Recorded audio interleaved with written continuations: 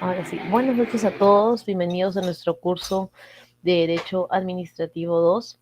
Primero que nada tengo que pedirles disculpas porque hoy soy víctima de la gripe, espero que no sea COVID, la verdad, pero tengo la garganta inflamada desde las 4 de la tarde, creo, tal vez más temprano, solo que no me di cuenta, y seguí hablando, y me quedé sin voz.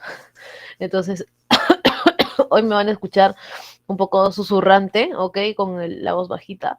Por favor, si alguien tiene,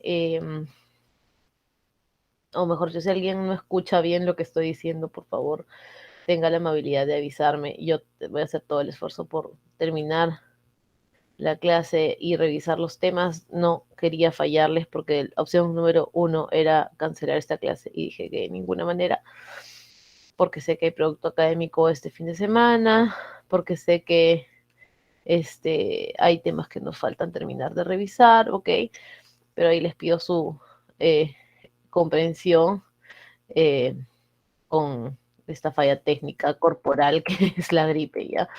Mis disculpas nuevamente, chicos. Acá les voy a compartir el grupo de WhatsApp, los que están pidiéndolo. Ahí está.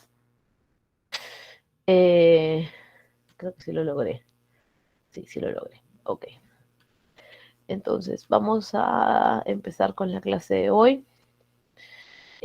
Para ello, vamos a abrir las diapositivas. Denme un segundito.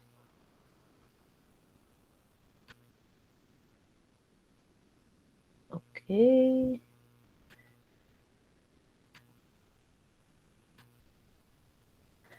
Al final de la clase vamos a hablar un poquito sobre el producto académico número 1 para que ustedes, para revisarlo juntos, que ustedes puedan hacer formular cualquier duda o consulta que tengan sobre el mismo y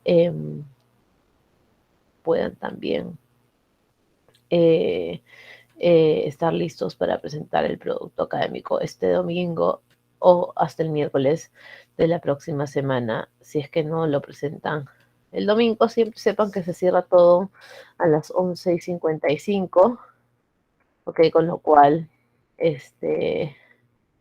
no, como les dije la vez pasada, no sean amantes de la adrenalina, ok, y háganlo unos minutos antes. Ya, perdonen la voz de ultratumba, parece que no quisiera dictar la clase, de verdad que quiero hacerlo, pero la voz me está trayendo, y vengo de una clase, chicos, así que estamos aquí por ustedes. Bueno, vamos a ver, presentación nueva, estamos en el nuevo formato de la universidad. ¿Qué temas vamos a ver hoy? Hoy vamos a ver un poquito de repaso de los temas que vimos la clase pasada, ¿ok? Que eran introductorios a la materia. Y luego vamos a hablar un buen rato sobre la Constitución, el poder constituyente, el rol que tiene, para qué existe, cuál es su definición, si siempre fue así, si ahora está, digamos, si con los años ha pasado a tener otro rol. Entonces, de la Constitución vamos a hablar hoy como elemento esencial para el Estado de Derecho, ¿ok? Y luego al final vamos a hablar un poquito sobre las formas de Estado y las formas de gobierno aplicadas a el Estado peruano, ¿ok? Para que ustedes tengan una visión general y una visión completa. ¿Ok? Por favor, si tienen alguna duda o alguna consulta, siéntanse 100% libres de presentarla, interrumpirme, escribir en el chat o hacerlo a través de levantando su mano y hablando a través del micrófono. ¿Ok? Bueno, entonces aquí vamos. Eh, ¿Qué vimos la clase pasada? Un poquito. La clase pasada nos encargamos de revisar algunos conceptos esenciales relacionados a el Estado. ¿Ok? Habíamos el Estado, el gobierno y cómo estos dos conceptos se relacionan, ¿no es cierto? Entonces, habíamos dicho, yo voy a decir qué cosa es el Estado y ustedes me van a complementar con qué cosa es el gobierno y cuál es la relación entre estos dos, ¿ok? Así que atentos para poder participar. Entonces dijimos que el Estado es un concepto político, o sea, no existe materialmente, no lo tocamos al Estado, existe simplemente como concepto, pero este concepto está impregnado, ¿no es cierto?, inherente en una sociedad política, independiente y organizada, ¿ok? Y su rol, su finalidad es cumplir con establecer una vida comunitaria entre todos, ¿no? El interés público, como se le llama, en función del orden público. O sea, que todos vivamos bien y vivamos adecuadamente, respetándonos. Entonces, está compuesto por instituciones, distintas entidades, órganos y funcionarios que regulan diferentes aspectos de la vida de los ciudadanos en un determinado territorio, porque bueno, el Estado tiene territorio, población, soberanía. ¿Ok? Entonces, ese es el Estado. El Estado es una ficción en la que nosotros creemos para, en base a ello, poder organizarnos. Y tener esos tres elementos que revisamos un ratito. Población, personas que están ahí, no porque así aleatoriamente, sino porque cumplen ciertos requisitos, puntualmente el requisito de la nacionalidad, según las reglas de cada estado. En nuestro país hay algunas reglas que no hay en otras. ¿Ok? Por ejemplo, para ser nacional peruano, uno puede ser nacido en el Perú o hijo de peruanos en el extranjero. Para poder ser considerado nacional alemán, uno tiene que ser o haber nacido en Alemania de padres alemanes o haber nacido en Alemania y ir como, no sé, como 15 años que los padres hayan pagado impuestos, recién ahí uno es alemán, ¿ok? Si los padres son extranjeros con un hijo en Alemania, no es alemán, ¿ok? Hay reglas, ¿okay? Hay reglas en cada uno de los estados. Es el territorio que cumple amplias partes del territorio y está la soberanía, que es este elemento etéreo, que es el que al final otorga los poderes para poder actuar en el Estado. Si este es el Estado, ¿qué cosa es el gobierno? ¿Quién me quiere contestar eso? Voy a poner aquí para que me conteste.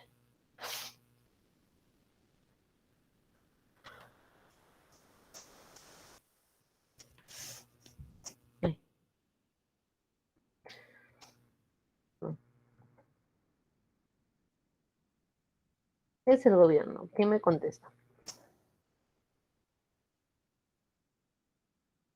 Yo hago dedocracia, chicos.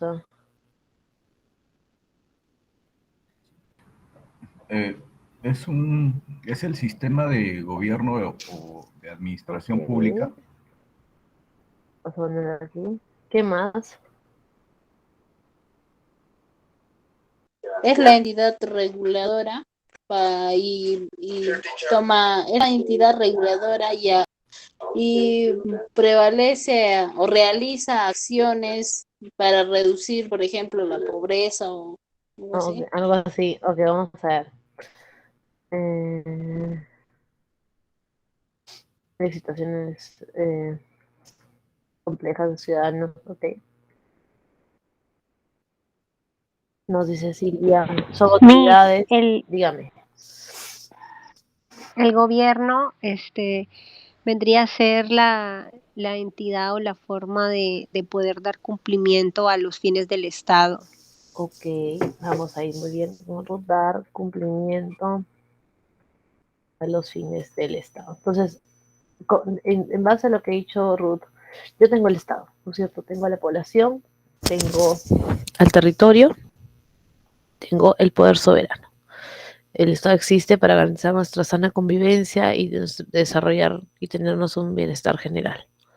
La pregunta es, ya tengo todos esos elementos, ¿cómo hago para gestionarlos? ¿Cómo hago para que el Estado funcione? ¿Cómo hago para que el Estado actúe? ¿Cómo hago para que la población sienta que hay acciones que se realizan en pro de su beneficio? Para que alguien administre los recursos que están en todo el territorio. No lo puede hacer el Estado solo. Por Correcto. intermedio de las municipalidades. Un pasito para atrás, Brigitte, por intermedio del gobierno, que son todo este marco de gestores de de recursos, de lineamientos, de normas, de personas, etcétera, que existen dentro del Estado. Obviamente, dentro del gobierno están el gobierno central en nuestro país, lo vamos a ver al final de la clase, y los gobiernos locales y los gobiernos regionales, como dice Brigitte, las municipalidades. pero el Estado es el gobierno es un facilitador, es un gestor. ¿Se acuerdan que yo les decía la clase pasada que es como que el Estado es tener todos los ingredientes para hacer, no sé, tu ceviche, y el gobierno es el cocinero que pica el pescado, exprime el limón, hierve el camote, etcétera, para que tengamos un ceviche, que en realidad es el Estado que funciona bien? Es una metáfora bastante simplista, pero nos permite entender que no basta solo tener Estado, no basta solo también tener gobierno. Son dos conceptos que están conectados, así unidos, para que puedan funcionar. Un Estado sin gobierno no hace nada, y un gobierno sin Estado no tiene que gobernar. ¿Okay? Entonces necesitamos de los dos. ¿Okay?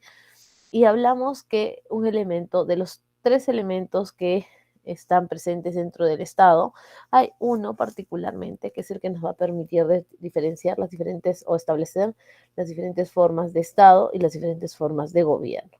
Y ese elemento es el poder. ¿Por qué es el poder? ¿Quién me dice por qué es el poder el que define cuál es la forma de Estado y cuál es la forma de gobierno?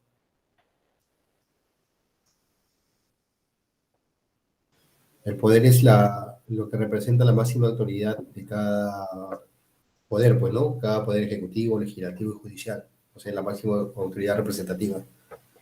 Ok, vamos a ver. Ahí, gracias, Félix. Al final, al ser el poder el elemento inmaterial, ok, va a depender, un poco lo que decía Félix, pero en otras palabras, va a depender de cómo este poder se ejerce en un determinado estado, o sea, con consonancia con elementos como el territorio, la población o el gobierno, que eso se determina como, o se denominan formas de estado, ok. Cuando tenemos que ver cómo el poder se manifiesta, digamos, entre el territorio, la población y el gobierno, estamos frente a una forma de Estado. ¿Qué forma va a tener nuestro Estado? Nuestro Estado va a tener una forma única, centralizada, concentrada, va a tener una forma en donde van a haber una serie de grupos en poder, digamos, con ciertos mayores poderes, digamos, locales que también responden a un poder mayor. Entonces vamos a ver la distribución espacial del poder. Y cuando este poder, o queremos saber cómo este poder se distribuye entre las distintas funciones que existen en el Estado. Entonces vamos a ir a ver si es que cómo se distribuye el poder entre el ejecutivo, el legislativo y el judicial. ¿Ok? Entonces, no hay una sola regla, eso decíamos la clase pasada, ¿se acuerdan? No hay una sola regla de cómo se ejercen las cosas, pero lo que sí hay es como el tener, el considerar que el considerar qué elementos o qué forma, o la forma en la que se está conformando un gobierno o se está conformando un Estado. Y para eso vimos en el caso de las formas de Estado que pueden ser mayormente unitarios o complejos. ¿Okay? Y en el unitario está el estricto censo, que es así, un solo núcleo de poder en una sola parte del territorio para las personas, o el desconcentrado, que es tal vez el más laxo, que es como es el poder central, pero hay otras entidades que también reciben poder y autonomía para poder actuar, que en este caso son los gobiernos locales o regionales. O por otro lado tenemos el Estado complejo, que es el federal, que lo decíamos es como Alemania, como Argentina, como Brasil, como Estados Unidos, que territorialmente cada segmento del Estado, ok, tiene una presencia de ejecutivo, legislativo y judicial propio que se relaciona con el general de todo el Estado. ¿Ok? Mucho ahí, para los que vean series y películas norteamericanas, siempre es como que nos vamos a la corte y a veces están en la corte del Estado, ¿ok?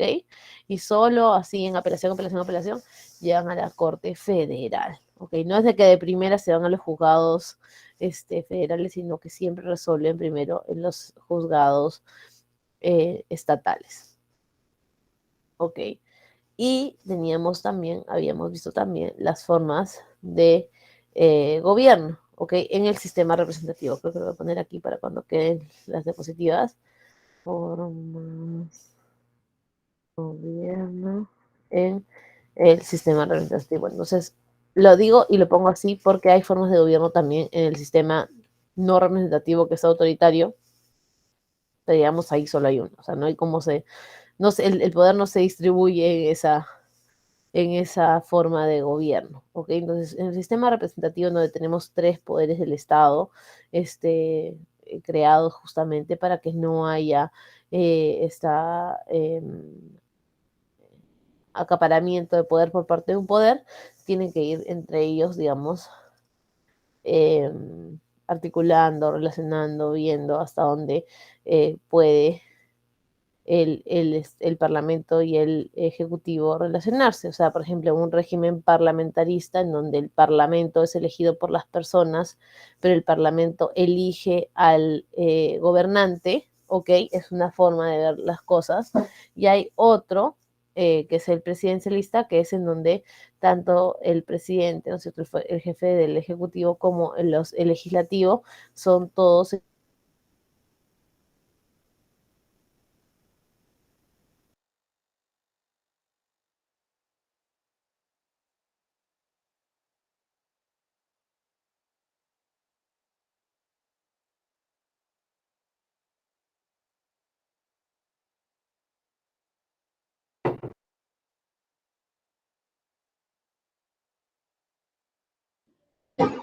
Miss, disculpe, no se escucha, o no sé si soy yo. ¿Me escuchan?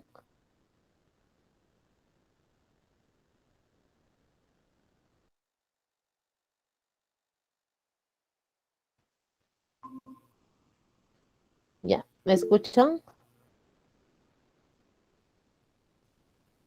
Ya, desde el Parlamento no se escuchó. Ok, perdón, que ahí la tecnología me hace maldades. Yo no sé por qué, yo estoy compartiendo internet de mi celular para que tengamos conexión más estable, pero creo que ya se declaró en huelga. Deme un segundito, que voy a tratar de pasar el internet y continuamos, ¿ok?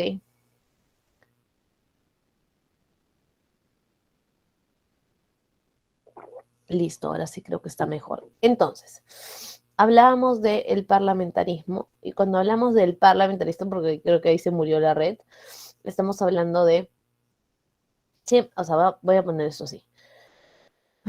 Siempre va a haber un poder ejecutivo, sobre todo la relación se da en base al poder legislativo y el ejecutivo, ¿no es cierto? Y el ejecutivo. Entonces, en el parlamentarismo, la población va a escoger a los, valga la redundancia, parlamentarios, ¿ok? Eso es por elección, aquí, elección popular. Mejor lo pongo con letras porque si no vamos a irnos terrible con este dibujo de esto. Por elección popular, ¿ok? Establecido en base a elección popular. El ejecutivo es establecido en base a la definición que hace el legislativo, ¿ok? Entonces el gobernante, el que se encarga de la gestión de los recursos y de buscar el bienestar de las personas, es escogido por el Parlamento, ¿ok? Esa es la forma presidencialista. Países que tienen forma, parlamentarista. Países que tienen forma Estado parlamentarista, Alemania, Inglaterra, ¿ok? En Latinoamérica no hay ningún parlamentarista, pero es muy de las épocas, de países del viejo continente, ¿ok? De Europa o incluso del Asia. Ahí es donde también se escoge así en parlamento, que no se llama necesariamente parlamento, pero hay un grupo de personas que son, digamos, consideradas las más educadas, que así es en Corea, por ejemplo, que son escogidos para escoger al representante del Ejecutivo, ¿okay? Y lo evalúan y si no funciona lo despiden y cambian por otro, etc. Y en el caso del presidencialismo, ok, tenemos nuevamente, voy a robarme este dibujito de aquí.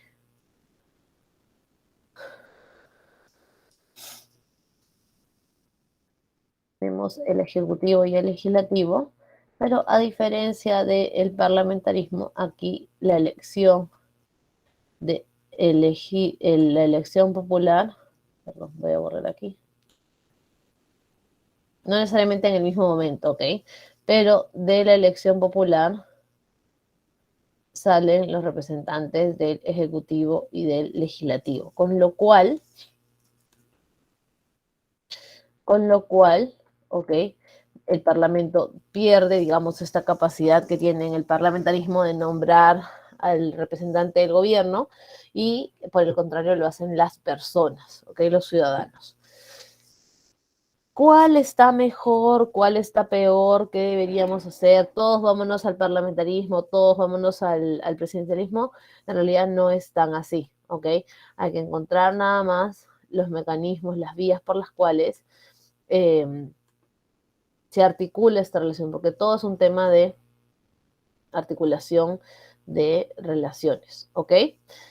¿Hasta aquí alguna duda, alguna consulta, pregunta, interrogante que tengan, chicos?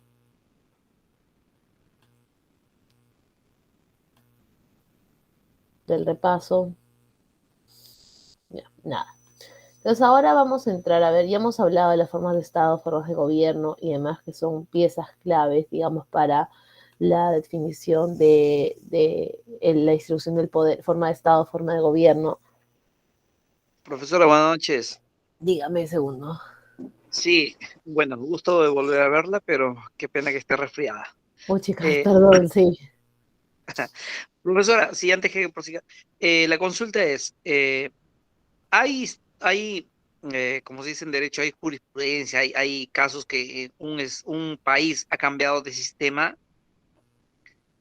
así de rápido, así de súbito, o por ejemplo, ¿no? Si el Perú, supongamos, ¿no? Que el Perú dice, oye, no funciona el presidencialismo, cambiemos otro sistema, ¿se da esa figura? Gracias. No. Ay, gracias, segundo. De verdad que yo, esa misma curiosidad, ay, Lizeth quería decir algo, pero esa misma curiosidad yo la tuve también y dije, voy a investigar, así me puse muy, muy acuciosita a revisar y en realidad no encontré ningún estado que haya pasado por esos procesos, salvo estados que propiamente no eran parlamentaristas, sino que eran colonias, ¿ok? Cuando hubo, ustedes saben que durante mucho tiempo Francia, Inglaterra tenían colonias en África y también por aquí en Latinoamérica, en el Caribe. Entonces, cuando las colonias se han independizado, han entrado a regímenes, algunos presidencialistas y otros parlamentaristas, ¿ok? Pero usualmente lo que pasa es que es una derivación histórica, ¿ok? En el caso del presidencialismo se da sobre todo en estados como los nuestros, que el estado se constituyó, digamos, producto de un proceso independentista libertario, ¿ok? Eh, y creo que toda América Latina tiene sistema presidencialista o semipresidencialista, porque ya vamos a ver más adelante, el peruano tiene ahí como unos pequeños detallitos del parlamentarismo, y mucho en el caso de Europa, como eran reinos y habían monarquías, ¿no es cierto? El parlamentarismo fue como la respuesta en muchos casos, por ejemplo, en el caso de Inglaterra, de que la monarquía se mantenga, pero haya un representante que se encargue, pero digamos como figura, más no como gobernante. Ustedes van y la reina mañana no puede decidir si sube o baja los impuestos, pero ella es como la figura protocolar, ¿no es cierto?, de las acciones. Igual sucede, por ejemplo, en Alemania, en todo Noruega, todos los lugares son parlamentaristas porque vienen usualmente de una tradición en donde había que hacer una transición más, que es la palabra correcta, menos drástica, ¿ok? Que nuestros procesos de independencia. Entonces, va a depender, pero no hay, creo, no hay, voy a volver a revisar, pero si alguien encuentra, me cuenta, pero de verdad que no hay. Lo que sí hay Okay. es procesos de transformación de colonias de colonias a repúblicas independientes, digamos. ¿Ok? Ah, profesora, ya, gracias. Y ahorita me ha despertado la curiosidad de algo, una vez conversaba con un español y él decía, yo le pregunté, y qué hace el rey? Y él me dijo, la verdad no sabemos qué hace. Entonces, ¿cómo funciona ese tipo de gobiernos? O sea, ¿cuál es la función del rey? No me En el caso de quiero España creo que también. separar mucho del tema, ¿ok? ¿Ya? Pero lo que sucede es que en esos casos, cuando hay sistemas parlamentaristas, puntualmente, o en el caso de España, que hay como una cosa media mix, ok, el rey es una figura protocolar, ¿ok? Existe porque, digamos, hereditariamente existido en el tiempo, sin embargo, no tiene toma de decisión política, o sea, no decide cómo se van a hacer las leyes, no decide, no les digo, no puede decidir ni siquiera si es que aprueban un presupuesto, no. Lo que hace es una posición política que se ha mantenido ahí por tradición más que nada. Hay toda una discusión ahí oscura que no nos vamos a meter respecto a las monarquías constitucionales, pero no hace un rol, no tiene rol activo, digamos, político, es más ceremonial, ¿ok? Bueno, pasamos ahí al segundo punto de la clase de hoy, que es el tema de la Constitución. Y aquí yo siempre saben que preguntándoles qué cosa entendemos por Constitución. Por favor, lluvia de ideas, colaboremos todos a esta definición. ¿Qué es la Constitución? ¿Qué es? ¿No? ¿Para qué sirve? ¿Qué es?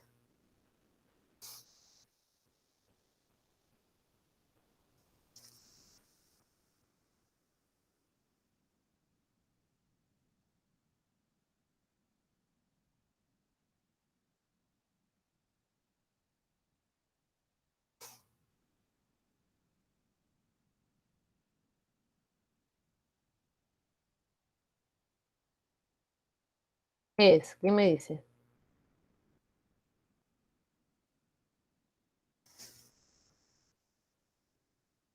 A ver, ¿qué entendemos por la Constitución, chicos? A ver, dedocracia, vamos a ver.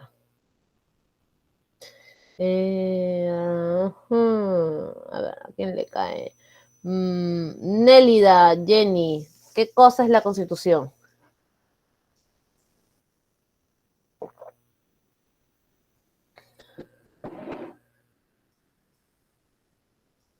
Jenny no está aquí. Teacher, Miss, son las normas que tiene el Estado para parametrar los derechos y normas, ¿no? Normas de Estado para Por que las cuales se los rige el derechos, Estado. normas por las cuales se rige el Estado. Ok. La que me puso algo aquí. Miss, Es un buenas noches. documento que describe la forma de gobierno del país. Perdón, Nélida, dígame. La Constitución es la Carta Magna y es los derechos, la base de los derechos del país, misita. Los derechos del país, ¿ok? Vamos a del APIS, no, del país. Ok, Cintia me puso que es el documento que describe la forma de gobierno de un país. Si ya dices la base del ordenamiento. Ok, ahí vamos a detenernos. Efectivamente, la Constitución es todas esas cosas que han dicho y más. Cumple múltiples roles y por eso cuando nosotros vamos a encontrar o buscar una definición de Constitución, vamos a ver que la Constitución, dependiendo, dependiendo de en qué caso estamos o de qué cosa es lo que estamos tratando de analizar, va a ser la norma especial y suprema de un Estado, ¿ok? Que cumple también ese rol. Va a ser el elemento por el cual se establece la organización básica de un país, ¿ok? Va a ser, sin duda, un medio para limitar el poder, o sea, decir qué cosa es el ejecutivo, qué cosa es el legislativo, qué cosa es el judicial, para que no se pisen los talones. Y es la forma concreta y real de definir la configuración del país. Y ahí alguien me dijo algo así como es lo que se determina la forma de gobierno y la forma de Estado. Los dos están en la Constitución. El códice es un documento que se constituye con la base de la organización donde se estipulan las normas. Ok, va por ahí. Entonces, cumple diferentes roles. Ahora, en lo que sí hay un común acuerdo es que la Constitución tiene, digamos, un acercamiento material y un acercamiento formal. Cuando hablamos de un acercamiento material es se entiende como un todo de muchas normas jurídicas, un compilado de muchas normas jurídicas que lo que hacen hacer es determinar la estructura de un Estado, ¿ok? Y por eso, materialmente, o sea, como necesitamos contar con esa norma que es la que va a marcar el elemento principal del Estado de Derecho, todos los estados tienen una constitución, al menos todos los denominados Estado de Derecho, que son los estados que se rigen por la ley. ¿Se acuerdan que lo vimos hace un ratito? Bueno, eso. Y de otro lado tenemos el concepto formal, que es el documento legal, ¿ok? Que constituye, proviene del órgano constituyente y que recoge, sistematiza y organiza el sistema político, ¿ok? Entonces vamos a ver que hay constitución material, o sea, que físicamente exista, y concepción formal. Continúo. A lo largo del tiempo de la historia se han dado distintos tipos de constituciones. De hecho, creo que estoy en una diapositiva más adelante y me estoy adelantando, pero no siempre la Constitución era el texto que hoy por hoy nosotros conocemos como así, la pieza clave, ¿ok? Han habido constituciones que son escritas y no escritas, han habido constituciones que son muy delimitantes en las tareas y otras que son más flexibles, más abiertas, algunas que son solo efecto normativo, algunas solo efecto de nombrar qué cosas hay en un Estado y otras que un poco más van a depender de cuál es la interpretación que se tiene del Estado, semánticas. Hay constituciones normativas y hay otras que son más programáticas de programas sociales y hay otras que son ideológicas y otras que son utilitarias. No se tienen que aprender de memoria, es solamente para que se den cuenta de que cuando hablamos de constitución podemos hablar de un montón de cosas, de un montón de conceptos sobre o de interpretaciones para un determinado concepto, ¿ok? Lo que sí y sí podemos coincidir es que la Constitución, si hace algo, es fijar la organización del poder, ¿ok? Y para eso se tienen las reglas para los gobernantes, ¿ok? Y reglas para el objetivo de sus actividades. Entonces, ¿qué busca la Constitución? Busca dar legitimidad, ¿ok? Dice, a ti te toca esto, te toca esto, te toca esto, y que lo reconozcan como tal. La autoridad, porque es la que, de donde sale, digamos, todos estos parámetros, estas líneas, y tiene que ser respetada, ¿ok? Y la competencia que tiene, delimita funciones y determina competencias del gobernante, ¿ok? No, lo que trata de hacer es que no una persona se meta en temas de otra persona y eso haga ineficiente, digamos, el funcionamiento del Estado. Entonces, la Constitución se ocupa de esos tres temas y tiene tres partes.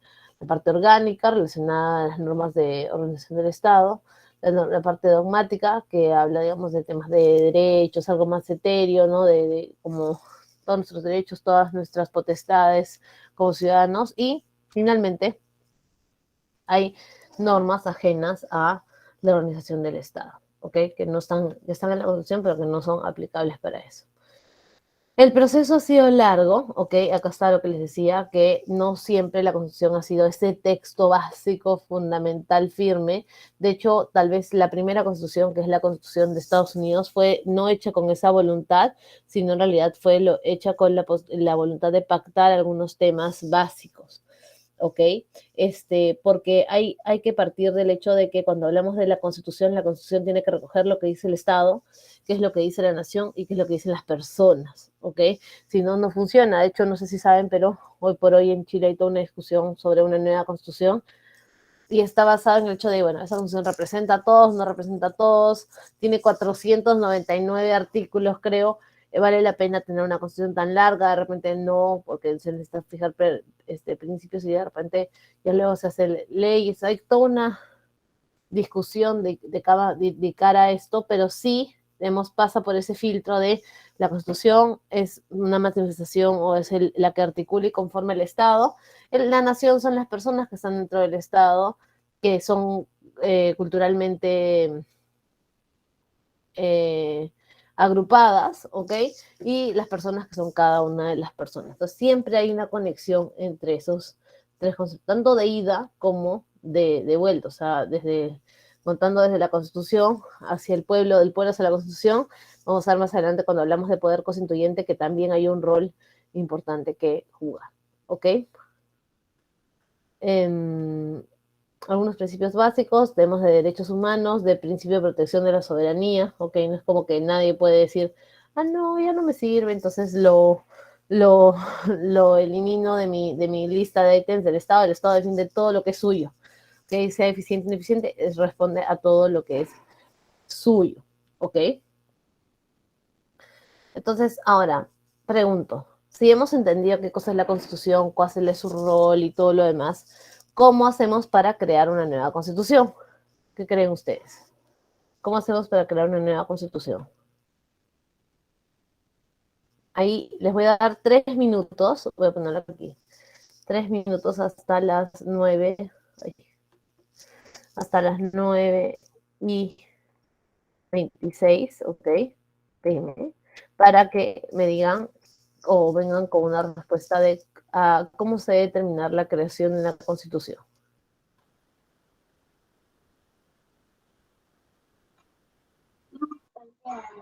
Sí, son 9:45.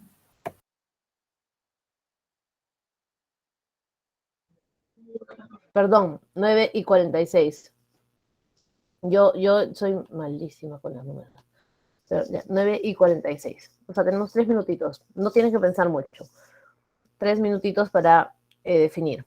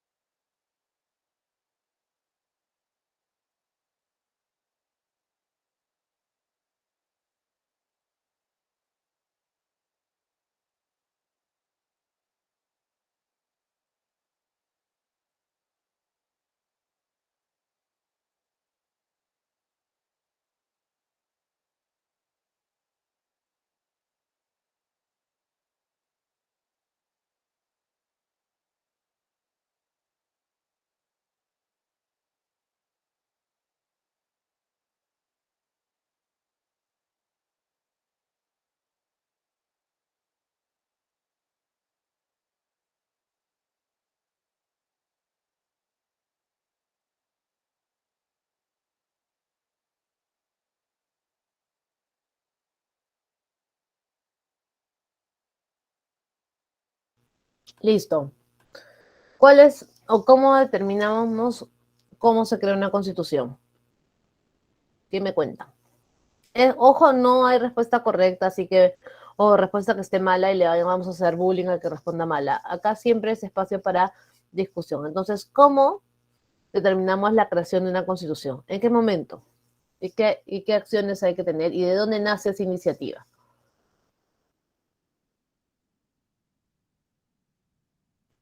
Voy a empezar con la democracia, chicos, si no me contestan.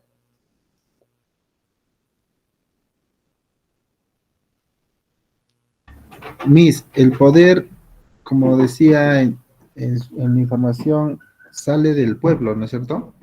Ok. Entonces, tiene que ser un poder constituyente que esté en función de los requerimientos del pueblo. Ok, ¿y a qué te refieres con poder constituyente? ¿Qué poder que busca hacer la Constitución?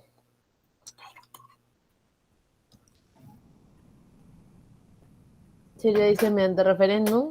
Ok. ¿Qué es el referéndum, Silvia? O sea, ¿cómo definimos el referéndum?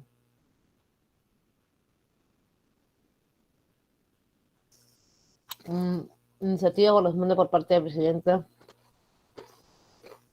Porque hay votación del pueblo, me dice Silvia.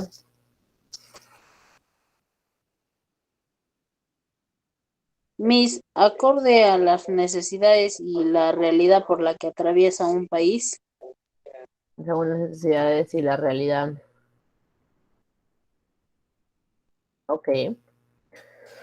Efectivamente, hay algunos elementos que están aquí bastante interesantes que podemos constituir. Y ahí, ¿quién le dio al clavo? No sé si fue Richard. Le dio al clavo porque efectivamente el poder que crea la Constitución se llama poder constituyente. Y no es otra cosa que la capacidad que tiene el pueblo para darse una constitución a sí mismo. Okay. Obviamente no todas las personas empiezan a redactar artículos, sino que hay un proceso por el cual se canaliza esa actividad, ¿ok? Pero es la capacidad que tienen las personas, toda la población, cada uno de los individuos para dar una constitución y con ella definir Estado, que eso también me lo dijeron en las definiciones, Estado, leyes, autoridades, gobierno y demás, ¿ok? Que convenga a los intereses del pueblo. Okay, esos intereses no es del Estado, no es del gobierno, es del pueblo. Entonces, el poder constituyente es esta capacidad de las personas, de nosotros, de crear una constitución. Ahora, el poder constituyente que todos tenemos, que no quiere decir que todos los vayamos a utilizar, es originario, ¿ok? Surge, existe y se materializa en el momento en el que nosotros nos convertimos en ciudadanos de un determinado estado, ¿ok? Se fundamenta y directamente en la voluntad popular. El poder constituyente de un ser humano solitario no va a tener ningún impacto, no va a tener un impacto significativo porque es una sola persona, ¿ok? Entonces, no se deriva de ninguna norma, ni de un reglamento, ni de una ley, sino es la persona lo tiene, ¿ok? Así nace, lo tiene. Es permanente, ¿ok? Con lo cual no se anota, no se agota, no se vence, no hay que renovarla, no. De hecho, la de Estados Unidos, la de 1776, sigue en pie con algunas adendas, pero sigue, ¿ok? Y es una indivisible, ¿ok? Es una relación entre el pueblo y la Constitución, y es eficaz, ¿no? Porque plantea una serie de normas para temas fundamentales del Estado, ¿ok? Además de eso, es intransferible, ¿ok? Yo no puedo decirte, no sé, Anthony, yo, ¿sabes qué? No quiero ejercer mi derecho constituyente, mi poder constituyente, te lo invito, te lo regalo. Y tienes dos. No, eso no se puede, ¿ok? Es intransferible, también es inalienable, no se lo puedo vender a nadie, ¿ok? No puedo decir, mira, ese es mi derecho a voto, de cambio de constitución, de ejercicio del poder constituyente, te lo regalo. Entonces, yo también tengo el mío, no se puede vender, ¿ok? Y es imprescriptible, lo cual quiere decir que el hecho de que no se ejerce el poder constituyente no quiere decir que va a dejar de existir por desuso, ¿ok? Simplemente está ahí latente hasta que en algún punto se requiera de nuevo, ¿ok? Vamos a ver, cuando hablamos de poder constituyente, hablamos del poder constituyente llamado poder constituyente originario, ¿ok? Que es básicamente el poder constituyente fundacional, que es el que está con la primera constitución. Ahí en 1893, cuando proclamaron la constitución, se ejerció el poder constituyente fundacional porque es la primera constitución del Estado peruano, ¿ok? Y luego tenemos el poder constituyente transformador, que lo que hace es cambiar, digamos, a una determinada constitución para cambiarla. O sea, dicen como que, bueno, creo que ya no se puede con esta, por X motivos bien argumentados, digamos, y luego se requiere cambiarla y van de nuevo y consiguen, digamos, establecer una constitución.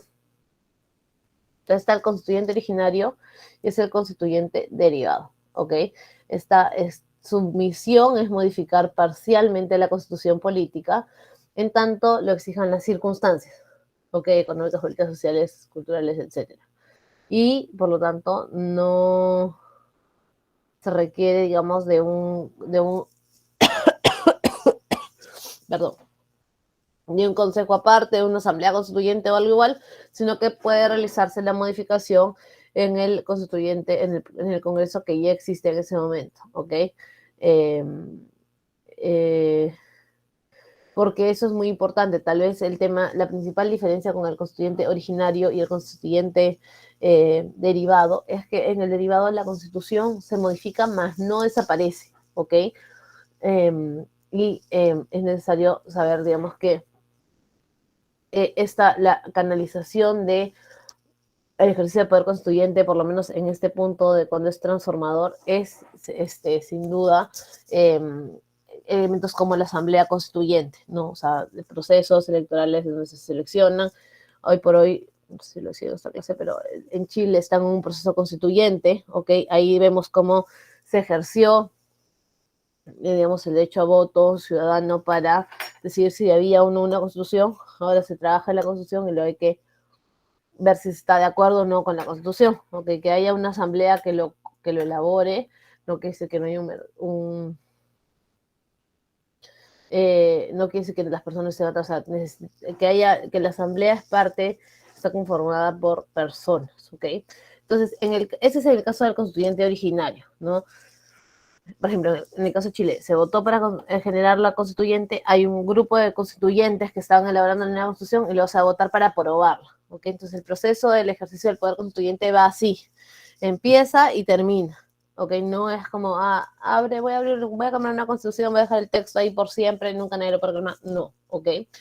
Y cuando hablamos del constituyente derivado, ¿ok? Aquí estamos hablando de los famosos artículos del código de la Constitución que establece que, está aquí, que se puede hacer una reforma constitucional, ¿ok? Hay una innumerable cantidad de interpretaciones sobre este punto del constituyente derivado, pero básicamente, más que cómo se hace, había toda una presión para ver si es que se podía hacer a solicitud de las personas, o sea, si las personas pueden solicitar que el cambio de su constitución, o si simplemente es una decisión que, mediante un proyecto de ley, se discute en el Congreso, se aprueba y listo. Entonces, digamos, el poder constituyente derivado pasa por la famosa reforma constitucional que particularmente en nuestra Constitución básicamente dice que solo se puede cambiar cuando hay 2 votos del número legal de miembros y cuando hay nada de votos o sea, de la mayoría versus la minoría, ¿ok? Entonces, puede omitirse el referéndum cuando el acuerdo del Congreso se obtiene en 2 legislaturas ordinarias sucesivas, ¿ok? Hay todo un bloqueo para modificar la Constitución. ¿Por qué? ¿Por qué hay tanto detalle en nuestra Constitución para bloquear la Constitución? Es porque hay una serie de opiniones políticas que no quiero que den, pero digamos, la lógica está detrás de, es una carta magna, ok, es el elemento, es la norma principal de un Estado, no puede estar modificándose cada 5 minutos, ¿ok? Porque hay una mala comprensión de que efectivamente, volvemos a la diapositiva con la que empezamos la clase, no está por aquí, de que la Constitución es la norma especial, es la norma suprema, es la que determina la organización del país, es la que limita, es todo, ¿no es cierto? Entonces, lo que no puede pasar es que al momento de querer modificarla, plantearla, se tome de una manera ligera. Es, digamos, lo que se trata de evitar con estos elementos que están considerados como restricciones, no más que restricciones, pero requisitos que están dentro de el ejercicio de la reforma constitucional, ¿ok? ¿Hasta aquí alguna duda, alguna consulta? Preguntas, interrogantes. Ahí apagué porque está el internet un poco malico. Y se me acabó. Maestra, una consulta.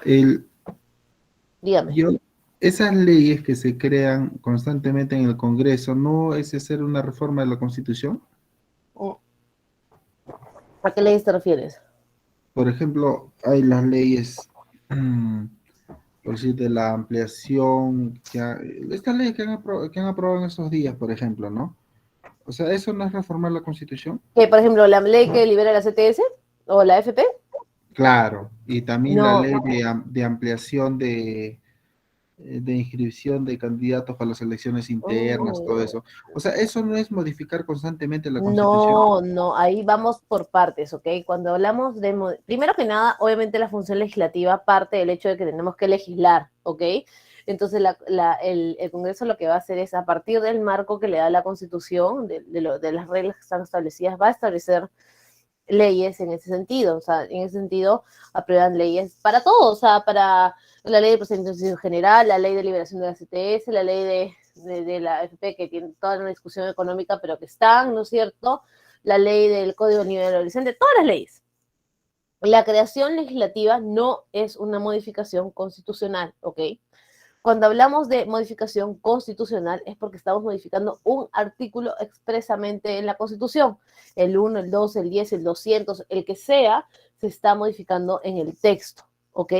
Entonces, la reforma constitucional es ya meterle mano a la Constitución. Ahora, puntualmente van a haber cosas muy inéditas en los parlamentos, como el caso de esta norma que ha ampliado el plazo de las elecciones, pero ahí no afecta a la Constitución, sino afecta las leyes electorales que han sido elaboradas en base a la Constitución, ¿ok? Porque, que yo me acuerdo, en la Constitución no dice nada sobre, si tú programas el calendario ya no se puede cambiar nada, porque no va a tanto detalle la norma constitucional, pero sí la legal que ha desarrollado, digamos, en base a lo que la Constitución le dice el Jurado Nacional de Elecciones, dice que no se puede modificar los plazos una vez que ya han estado aprobados de cara a tener seguridad jurídica, ¿no? Igualdad de trato, etcétera. Entonces, es importante, digamos, tener este punto claro, porque no es que cada cambio sea un cambio constitucional, ¿ok? Tal vez la discusión que existe ahorita es si es que no, o sea, que no existe un mecanismo por el cual primero se pregunte a la gente si quiere cambiar la Constitución y luego se decida cambiarla. Eso no existe en la Constitución. Existe modificar partes de la Constitución, nada más. Ok, entonces ahí está toda la discusión. Ahí, Juvenal, buenas noches, ¿cómo estás? Justo, ya, sí, estoy bien con la hora. Entonces, hay ideas con las que quiero que se queden, ¿ok? Ay, perdón. Voy a sentarme de nuevo. Ideas con las que quiero que se queden es que, uno, la Constitución es una norma clave, ¿ok? En la normativa actual, ¿ok? En un Estado de Derecho como el nuestro, es fundamental tener una norma que sea la principal y la que desarrolle los principales temas. Porque ustedes se dan cuenta, la Constitución no es como que, tiene como 200 y pico artículos, pero no tiene 300.000 artículos, no es una Biblia, no es un código, ¿no? O sea, el Código Civil creo que tiene como 1800 artículos, eso sí es un chanco, ¿no? Entonces, lo que hace la Constitución es establecer algunos puntos claves, elementos esenciales para que más eso haya legislación, ¿ok? Ahora, eso puede ser la teoría. Por ejemplo, les decía, la de Chile tiene 499 artículos, no sé qué tan puntuales han sido, pero, digamos, al final el poder constituyente es el que va a determinar cómo es que se constituye la Constitución. Hay constituciones como el Estados Unidos que tienen 200 años y pico y están ahí adendadas, pero están ahí, ¿ok? Entonces es importante tener eso. Lo que sí es que los procesos son complejos, o sea, hay todo un proceso de votaciones, mayorías, quórums, etcétera, porque se trata de no modificarla siempre, no modificarla todos los días, ¿ok? O sea, no, de eso no se trata. ¿Qué más tenemos por aquí? Bueno, solo para hacer un pequeño recordaris, en el Perú hemos tenido 12 constituciones, probablemente el siglo del 1800 fue el más,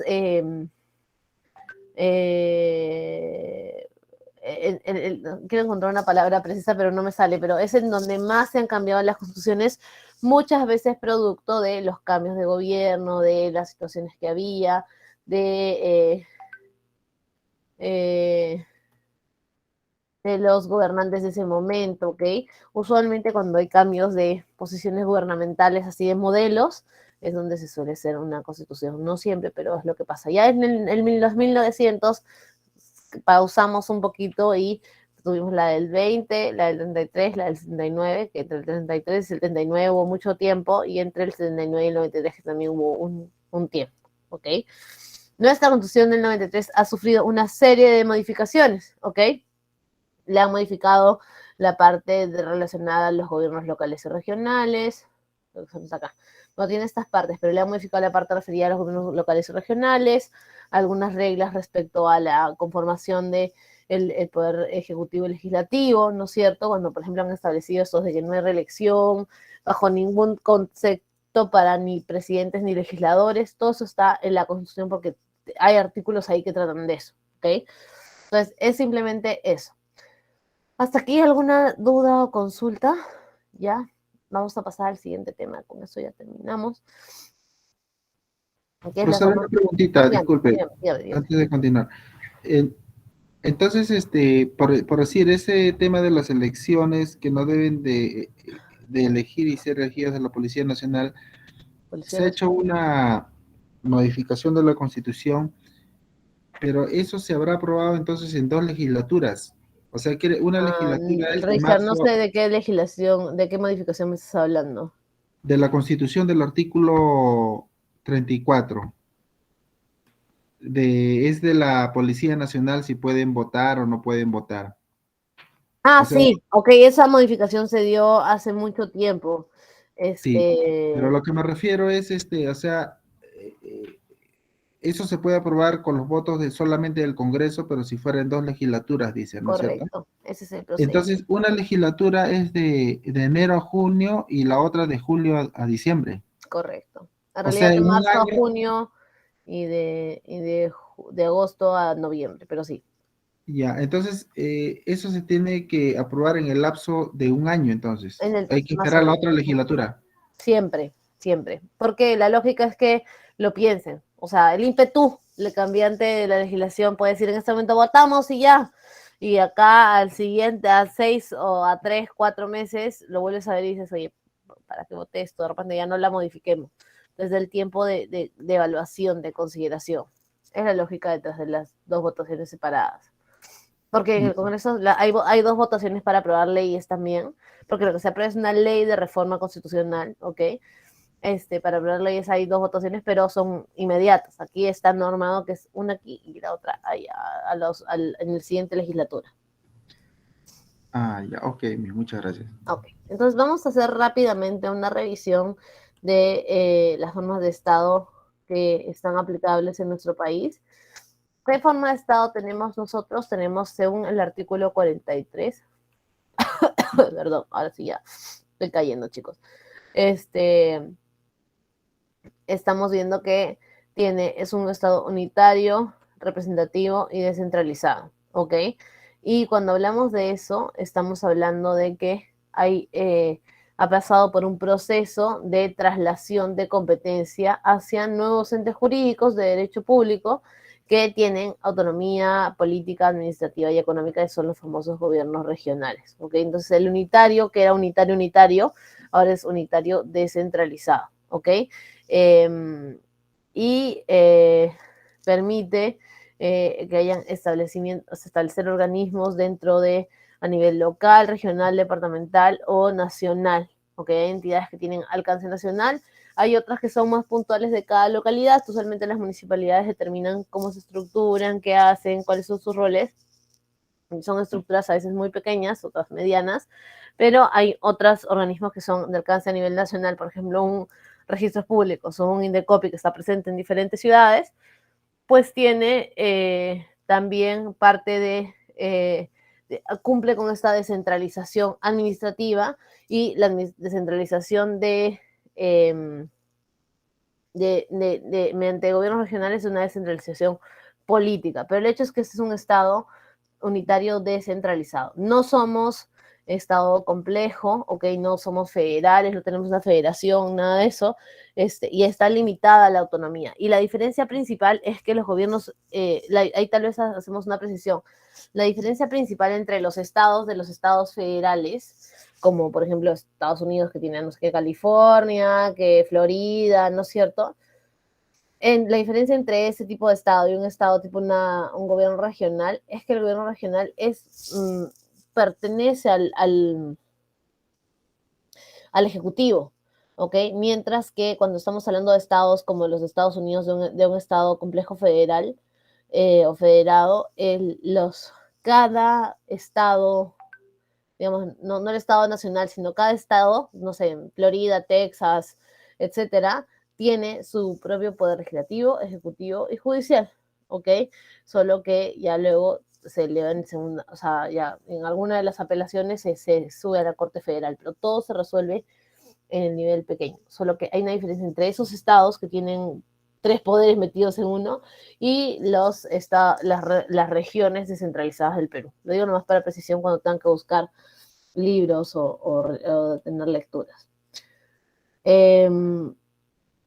Todo el proceso de centralización fue largo, complejo, inacabado, ¿ok? Pero básicamente pasaba por ser una forma de organización democrática que tiene como objetivo, digamos, que se desarrolle el país. Ese es el artículo que está sustentado aquí en la Constitución sobre este tema, pero se tiene que realizar por etapas, en forma progresiva y ordenada, ¿ok? Conforme a determinados criterios que se establezcan. Entonces, cuando hablamos de descentralización de entidades administrativas, estamos hablando de gobiernos locales que tienen en su autonomía política, económica y administrativa, digamos, asuntos de su propia competencia. Esa es la lógica detrás de la descentralización. Es un proceso que impactó en el cambio constitucional y un poco en la forma de entender nuestro país, pero ahí anda, funcionando con deficiencias, pero funcionando. ¿Qué tipos de autonomía tiene un Estado unitario descentralizado?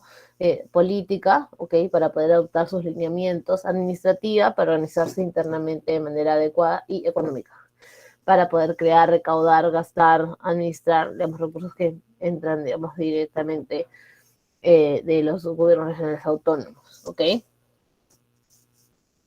Aquí les dejo un videito que va a ayudar a que ustedes vean el balance del proceso de centralización. No es larguísimo, es un poquito largo. Yo les recomiendo escuchar aunque sean los primeros minutos, porque ya después se ponen como un poco... ¿Te imaginas lo que... Perdón, eso se emocionó.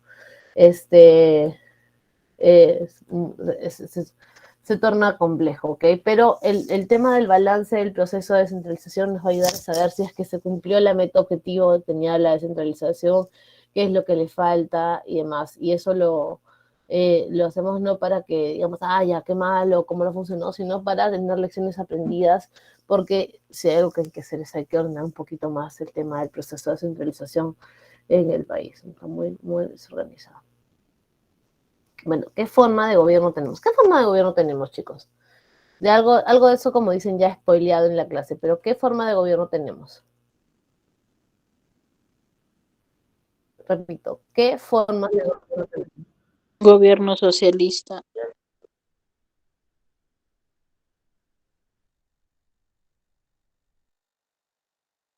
¿De división de poderes, maestra?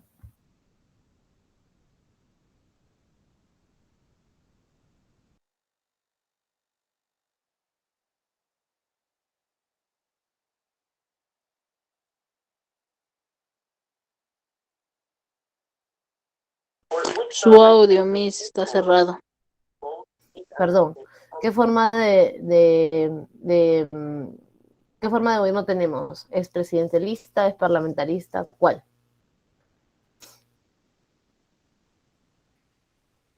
Presidencialista. Presidencialista. Vamos a ver qué características tiene para decir que es presidencialista.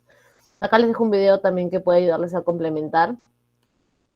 Pero de entre estos tres, nosotros tal vez tenemos muchos elementos, no digo que todos y únicas y exclusivamente elementos del sistema presidencial, ¿ok? ¿Qué tenemos? Tenemos que el jefe de Estado es elegido popularmente, eso es un elemento clave del sistema presidencial, que el Congreso también es electo popularmente, pero no tiene facultades para gobernar. Si se acuerdan que en la Constitución dice que no tiene ni siquiera iniciativa de gasto, aunque a veces no les importa, pero no tiene iniciativa de gasto, o sea, no puede decir quiero gastar en esto. No, ok, lo que se encarga del tema de gastar es todo el ejecutivo, digamos, que se encarga de toda la fuerza de la administración pública. Los periodos del Ejecutivo y Legislativo son fijos, ¿ok? No puede ser despedido del cargo por una votación del Parlamento y el presidente se dirige al gobierno, que designa, ¿ok? Le toca el marco del territorio y con todas las complejidades del territorio que se le ha determinado. Entonces, cuando hablamos de un sistema presidencial, hablamos de un poder ejecutivo que es unitario, que tiene al jefe de gobierno junto al jefe de Estado. ¿Okay? Esta figura de aquí es mucho más política, protocolar, que el jefe de gobierno que sí, ese sí tiene que remangar y gestionar, ¿no es cierto? Y en muchos sistemas presidenciales estos dos están sincronizados y son el presidente. ¿Ok? Y cuando hablamos del sistema legislativo o del poder legislativo, vemos que puede ser unicameral o bicameral, en nuestro caso es unicameral, y ejerce una labor legislativa, pero no interviene en el gobierno. ¿Ok? Entonces, vemos que hay muchos elementos del sistema presidencial en nuestras definiciones, ¿no es cierto?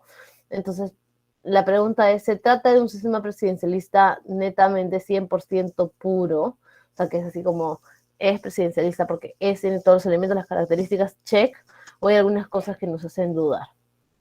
Vamos a ver en qué consiste eso. Entonces, el expediente 006-2019, ¿ok? Hay un proceso de... se demanda una competencia porque lo que se trata es que el tribunal buscaba que... Se buscaba una... se buscaba, digamos, variar el tema de forma de Estado, forma de gobierno, ¿ok? Y lo que dice es que no se puede modificar, ¿ok? Nuevas instituciones para referidos a la forma de gobierno. Entonces, cuando estamos hablando de un sistema presidencialista puro, lo que se está acá, no quiero spoilear lo que llega aquí, creo. Ok, entonces lo que sucedió en la Constitución fue, oye, mira, sí efectivamente es un sistema presidencialista, pero al ser presidencialista 100%, el presidente tiene mucha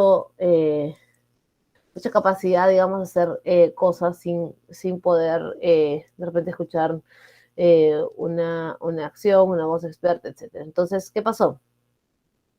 Que se emitió esta sentencia donde decía no se puede, no es 100% presidencialista, sino que hay elementos que trajimos, ¿ok? Del parlamentarista para bloquear. Acá está. Tampoco debe perder de vista que el hecho de intentar encajar nuestra forma de gobierno en el modelo presidencialista o parlamentarista es un esfuerzo que en buena medida no cuenta con un puerto seguro, porque le dice, he visto que tú quieres establecer o que se quiere establecer un tema de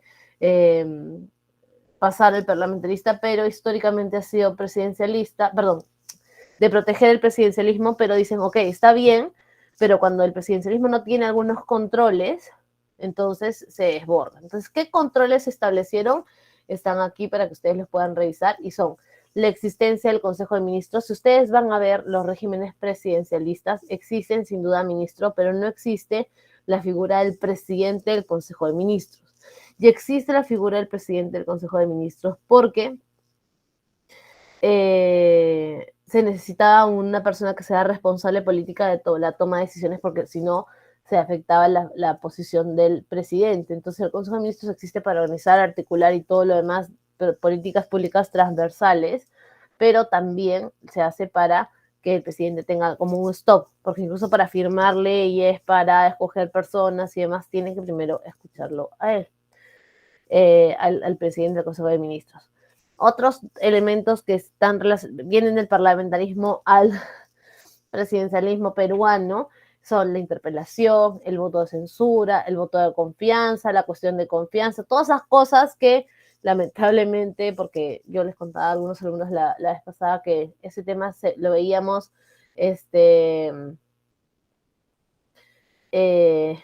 lo veíamos así como de revisión rápida, ahora se han convertido en artículos clave, ¿no? Que determinan la relación entre Ejecutivo y Legislativo.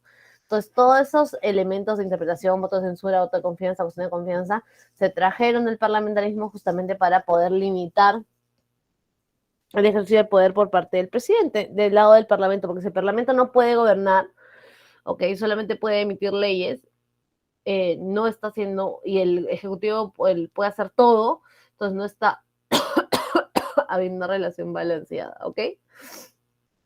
Entonces, básicamente lo que yo quería mostrarles es que hay elementos de los dos, ¿ok? Acá están todas las fuentes de información que ustedes puedan necesitar para completar su formación, detalle todas las lecturas y demás. ¿Con qué quiero que se queden? Aquí voy a cerrar la PPT. ¿Con qué cosa quiero quisiera que se queden con el tema de la Constitución y su rol relevante, ¿ok? El tema del poder constituyente, que también es un tema muy, muy importante de cara a las variaciones, a los cambios potenciales que pueden haber a la Constitución y que todavía hay, ¿no? O sea, creo que hay todo como una falta de comprensión del proceso de cambio constitucional, que como dice, no, sí, ya, pero no, ¿ok? Va a depender de un proceso largo y reglamentado en la Constitución. Entonces, de pronto la Constitución es el elemento clave y digamos, puede ser modificada, pero hay todo un proceso para hacerlo. Y lo tercero con lo que quería que se queden es que hay un proceso por el cual en nuestro país el gobierno es presidencialista, pero con algunos cejitos, unas cosas pequeñas del parlamentarismo traídas justamente para limitar, hacerle ahí una barrera a ciertas a ciertos comportamientos que el Ejecutivo puede tener que no tenían control, ¿ok? Entonces, hemos visto los tres temas del sílabo, que son formas de Estado reflejadas en la Constitución, ya vimos eso, relevancia de la Constitución en el Estado, ya vimos eso, y bueno, contenido de la Constitución, también vimos eso. Yo les pido, voy a abrir aquí para que digan, ¿dónde está leyendo la profe? Está leyendo aquí.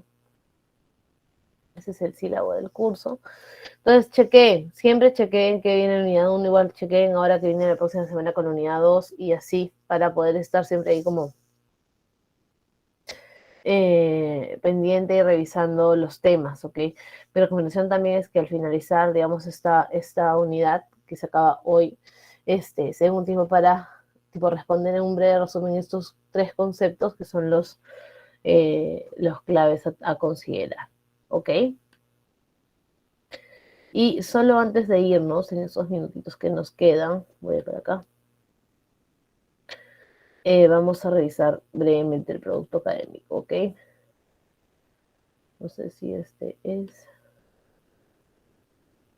Ok, sí, este es.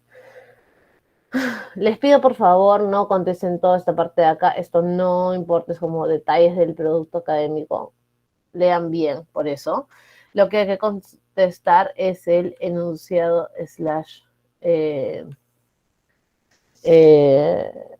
consigna del producto académico, y básicamente el detalle es, elabore un ensayo, ustedes tienen que elaborar un ensayo sobre la forma de Estado y la forma de gobierno que se aplica en el Perú, ¿ok? En dicho trabajo tienen que indicar cuál es su opinión al respecto, o si coincide con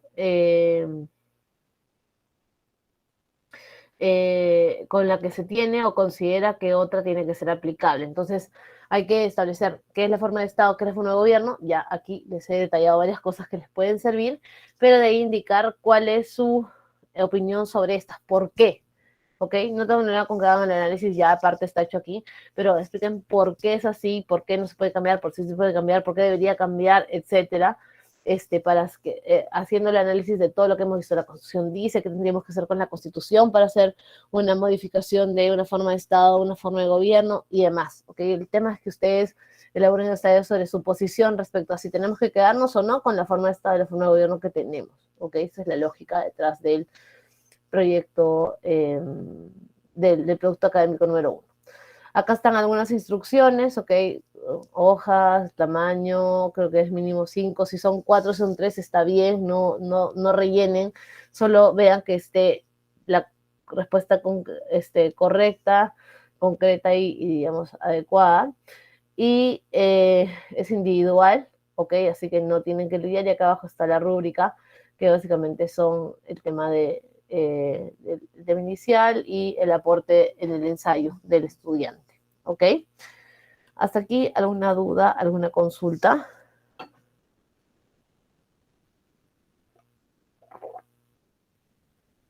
Me hice una consulta, dice Quedó 5 claro, Miss. páginas, no puede ser menos, Miss. Sí, Solo puede ser somos menos. 2. Tranquilos, que yo por el tema de páginas nunca los voy a casillar. Referencialmente hice 5, ¿ok? Pero lo hago porque a veces la gente quiere poner carátula, presentación adelante, ¿no? Entonces ya cuando me pasa que pongo 3, todo el mundo me dice, no, profesor, son muy pocas páginas porque falta la carátula. Bueno, ahí está contemplada la carátula también. Por favor, sí, citen la bibliografía, ¿ok? No hay, o sea, no vale copiar y pegar así nomás, ¿ok? Yo me doy cuenta ya cuando ustedes escriben, tipo que de una manera y luego 3 párrafos después hay otra forma de redacción, lógicamente uno se da cuenta que ustedes han tomado información de otros lados, ¿ok? Eso es lo primero. Lo segundo es que al momento de escribir el ensayo, lo ideal es que ustedes argumenten su posición en base a la información que tienen, a lo que han podido ver. Sin duda, aquellos que quieran pueden poner citas, ¿ok? Pero siempre háganlo como para que soporte mejor su opinión y no que esa es la respuesta, ¿ok? No, la cita no es como, mira, tienes una duda acá, pum, te pongo tus 3 párrafos de respuesta. No, ¿ok? Tiene que haber un proceso porque yo lo que voy a analizar es argumentación. Si se dan cuenta, parte del ensayo es decir, bueno, ¿cuál es? Que ya lo hemos visto bastante acá en la clase, y la otra parte de la discusión es si estás de acuerdo o no, y por qué. En esa parte es donde yo espero ver sus argumentaciones, ¿ok? Y les pido también, por favor, en las argumentaciones hagámoslos desde el punto de vista jurídico y no desde el caos político que vivimos actualmente, porque sí me pasa con estudiantes en donde hago preguntas similares en los productos académicos, que todo es como que, que el Congreso es un desastre, que el presidente Castillo también, no, o sea, el poder sí es un desastre, ¿ok? Todos son un desastre según las encuestas, pero el tema está en que tenemos que poder responder si estamos de acuerdo con la forma que tenemos actualmente o no, desde una perspectiva académica, ¿ok? En base a lo que dice la Constitución, a lo que hemos aprendido del rol que tiene cada uno de estos formas de Estado, formas de gobierno, a la relación que existe con los ciudadanos y con el territorio, etcétera, ¿ok? ¿Dudas? ¿Preguntas, interrogantes, chicos? Todo claro, profesorita. Ya, qué bueno. Bueno, perdonen que ya estaba así como en modo voz medio robótica, medio mortal. Prometo que el próximo martes voy a estar óptima y recuperada, espero yo. Pero se logró la clase y no quería dejarlo sin clase, chicos, porque es importante para su formación. Y después reagendar, saben ustedes que mejor que yo, que es una verdadera pesadilla, así que no lo hagamos nunca, por favor. ¿Alguna duda o consulta? Creo que ya no. Si es así, acabamos unos minutitos antes. Repasen, por favor. Voy a compartir las diapositivas terminando. De hecho, justo estoy poniéndole save, así guardar. Y las estoy pasando a PDF para que las puedan visualizar mejor. Y nada.